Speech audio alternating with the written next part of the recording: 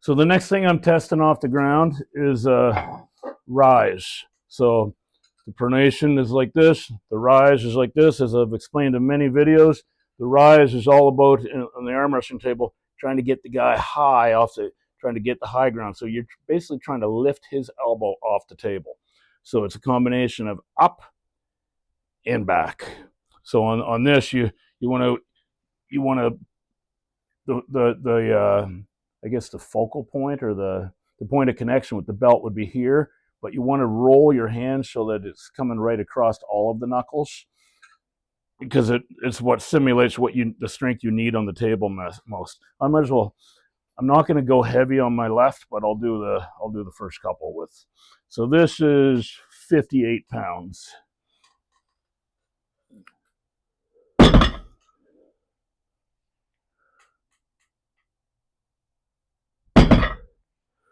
That's not a problem.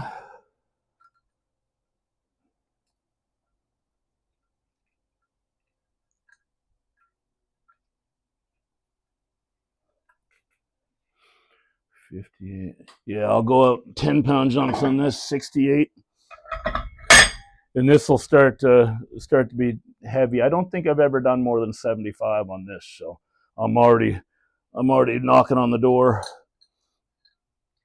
And the fact that I haven't been doing a lot of rise training, because in rise my strength is the only area in arm wrestling that I had natural strength, I found, except for my hands. So as far as wrist strength, I had to work on my flexion, I had to work on my pronation, but my rise was naturally quite strong for whatever reason. Maybe because I used to do a lot of hammer curls, or maybe just genetics. Sometimes just how you're put together makes you stronger in certain areas than you wouldn't be if you were put together differently. So because of that, you have to use your time wisely when it comes to training, no matter what your sport is. If you're a tennis player and you have a great forehand and you've got an hour to train, you're not going to spend 45 minutes on your forehand. You're going to spend it on your backhand and throw the forehand training in when you can. All right, so 68 left hand.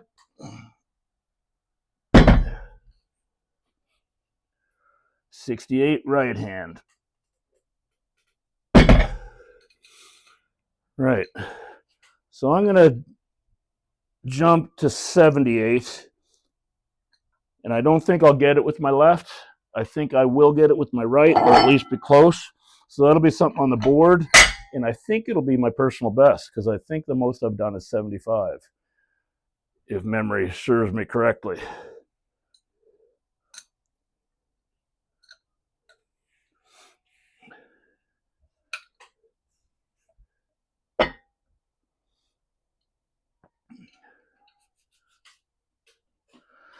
Now this one, chalk actually does help, because you want a little chalk on your fingers there.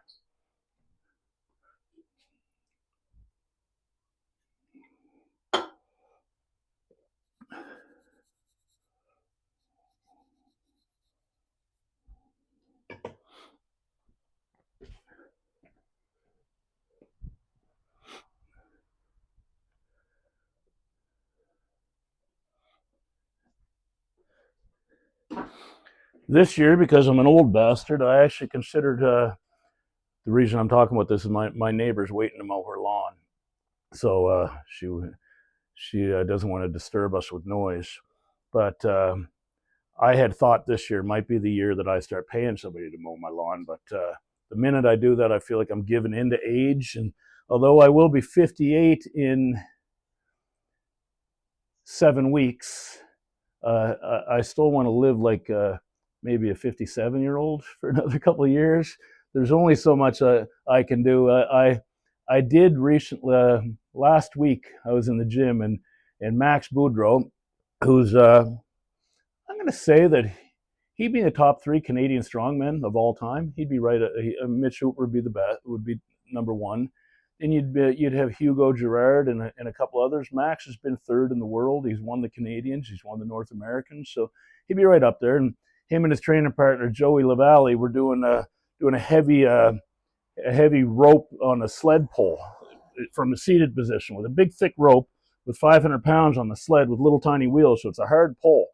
And I was balls deep in a leg workout, and I told him, I said, "Fuck, I wish I was young enough to still train like that." And Joey says, "Well, jump in." And I said, "You know what? Fuck it, I will jump in." So I jumped in. I did a set, and I'll be honest, and I'm sure they would attest to it. I was competitive with them. I was right there. I'm not going to say I smashed them or that I could beat them, but on that particular day, in that particular moment, I hung with those guys because probably my hands are just as strong as theirs. The rest of them is stronger than me, way stronger than me. But the moral of the story is the next day I could barely tie my fucking shoes because and that's from one set. And these guys train like that every day. All right, 78 pounds. I'm not going to attempt it on my left.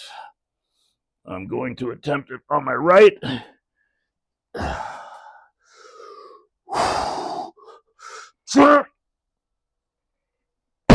Yes, sir. Fuck it. I'm trying it on the left too. If it hurts, it hurts.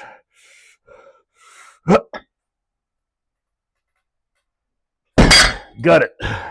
So I have to go a little heavier because I have to go till I know. So I'm going to put the 5 pound on, and I'll try for 83. And I'll be honest, I'm happy with 78. That's a good rising lift off the floor. You can really feel that attacking you up through here. And for people who don't understand the different types of strengths in arm wrestling, I suggest get a strap of some sort and just try it sometime. It's just like this. So all of this pressure is coming through here, and you'd be surprised the first time I ever did this, 40 pounds was crazy heavy. So I've almost doubled that.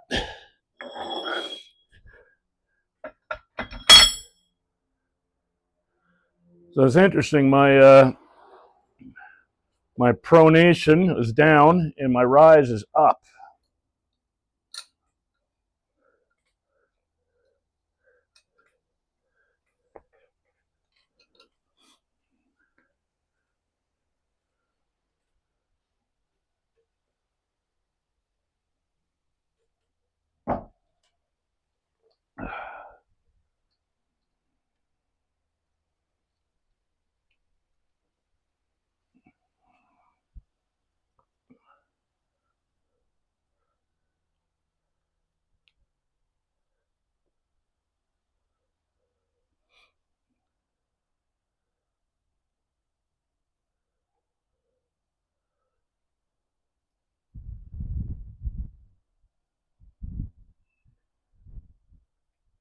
I can't remember what I did on the left on the pronation. Did I stop at 98 or do you remember?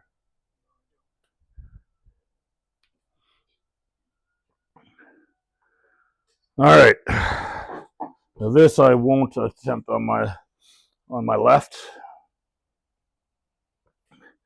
So this is 83 pounds.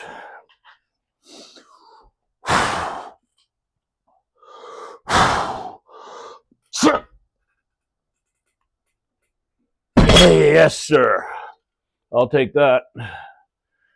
Well, that's it. 83 pounds on the right, 78 on the left.